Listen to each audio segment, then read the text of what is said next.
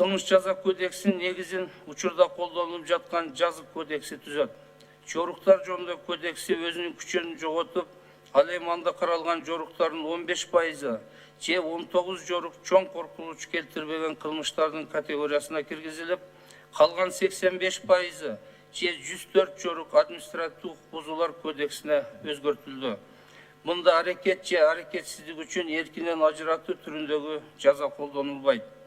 Азыркы учурда кылмыштын кесепетинен 10 000 сомго чейин материалдык зыян келтирилсе, жоруктар кодексине ылайык жоопкерчилик каралган.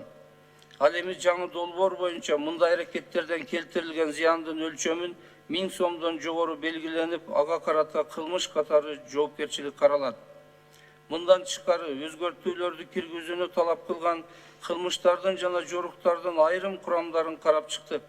Мисалы, үй бүлөлүк зомбулук 1 жылдын ичинде 2 же андан ашык жолу жасалган болсо, мындай аракеттер кылмыш болуп саналат. Анда кылмышкерлерге карата 5 жылга чейинки эркинен ажыратуу жазасы каралды. Ал эми учурдагы жоруктар жөнүндө кодекске ылайык үй бүлөдөгү зомбулук үчүн 30 000 60 000 сомго чейин айып төлөнөт. Же түзөтүү, ошондой эле коомдук жумуштарга тартуулары көрсөтүлгөн.